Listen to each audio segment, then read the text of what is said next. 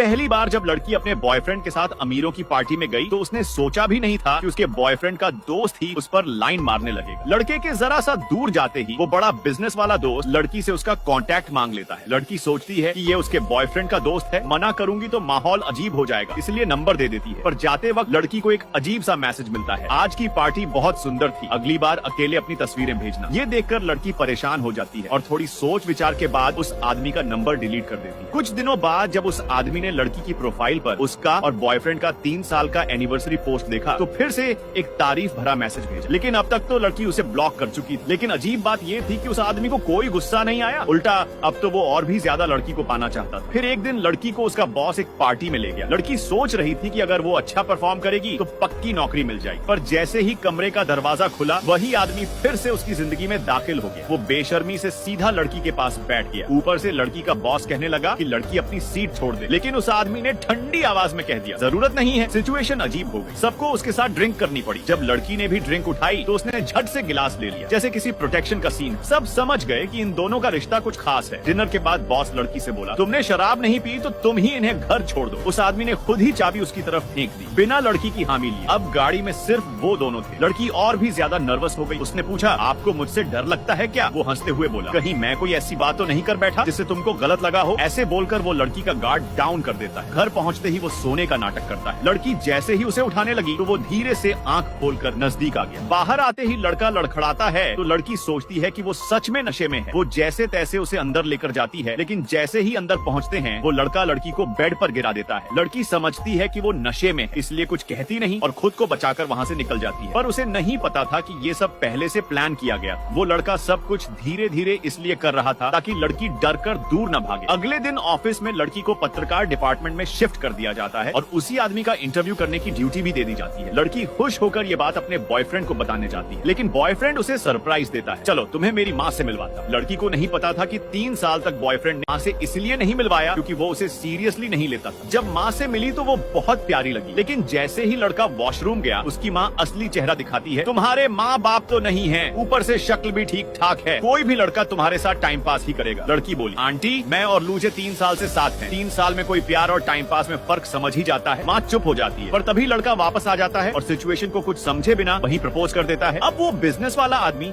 लड़की के प्रोफाइल पर ये सब देखकर और बर्दाश्त नहीं कर पाता। लेकिन जब लड़की उसका इंटरव्यू लेने आती है तो वो सामने से मिलने की बजाय जानबूझकर उसे गेट से लौटा देता है। फिर रास्ते में फेक इत्तेफाक से मिलता है और कहता है, तुम्हें क्या लगता है कि मैं अपने दोस्त की गर्लफ्रेंड चुराने वाला हूँ और फिर आराम से इंटरव्यू भी दे दूंगा? लड़की झेप जाती है और माफी मांगती है, सॉरी मैंने आपको गलत समझा। फिर वो दोबारा उसका नंबर सेव करती है।